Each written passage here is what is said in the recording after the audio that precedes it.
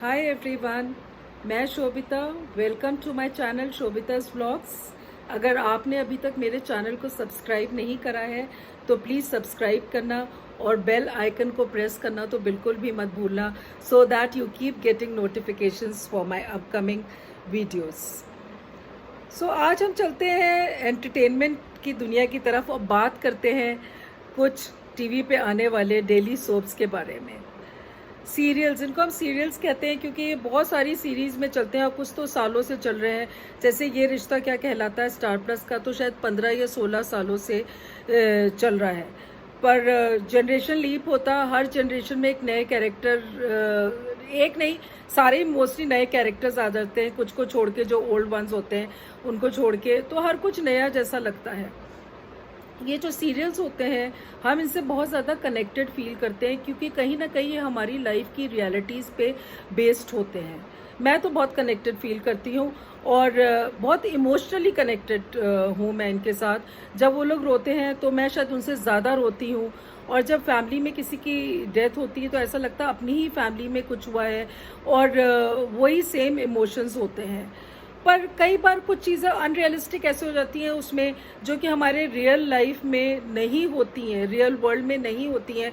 वो for example जैसे कि किसी की डेथ हुई है, उसके बाद थोड़े टाइम के बाद वो देखते हैं वो इंसान प्लास्टिक सर्जरी करा के वापस आ जाता है, या फिर पता चलता है कि कोई गलत इंसान के लास्ट राइट्स कर दिए थे घर वालों ने।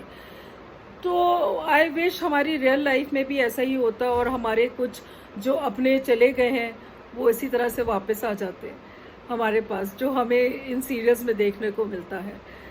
और कुछ ऐसे सीरियल्स हैं जिसमें बहुत अनरियलिस्टिक रिलीजियस चीज़ें दिखा देते हैं, जैसे कि आप भगवान के आगे हाथ जोड़ के खड़े होकर कुछ मांगते हो और वो 1 सेकंड में पूरा हो जाता है। आई डोंट थिंक सो हमारी विशेस रियल लाइफ में इतनी जल्दी भगवान पूरी कर देता है। या हमें भी वो मंत्र बता दो जो कि भगवान इतनी जल्दी सुन लेता, हम लोग भी कर लेंगे, so that we have happiness all over. और एक तो बड़ी चीज़ मुझे अटपटी सी लगती है कि अगर कोई इंसान कुछ टाइम से डिसअपियर्ड है उसमें वहाँ से उन लोगों की लाइफ से, तो वो भगवान के आगे हाथ जोड़ के मांगते हैं कि प्लीज़ आज मिला दो, आज बहुत अच्छा दिन है, आज तो मिला ही दो।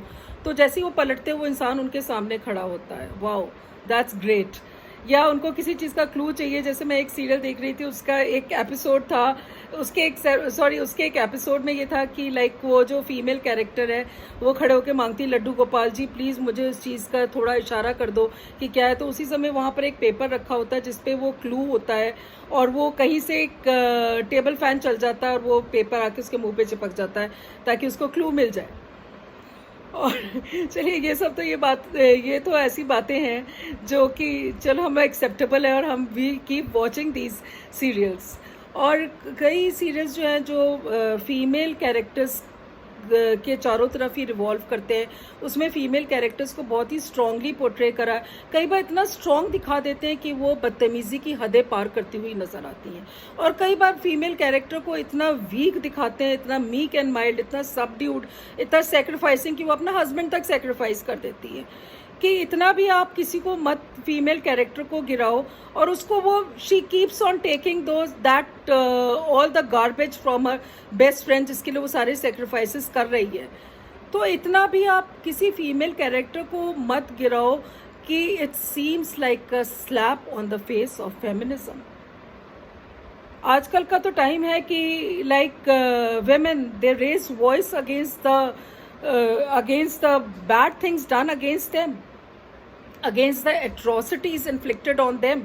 So आप ये क्या दिखा रहे हो? आप इतना दिखा रहे हो कि आपने उसको इतना मीक, इतना सबड्यूड दिखा दिया है। Why this thing?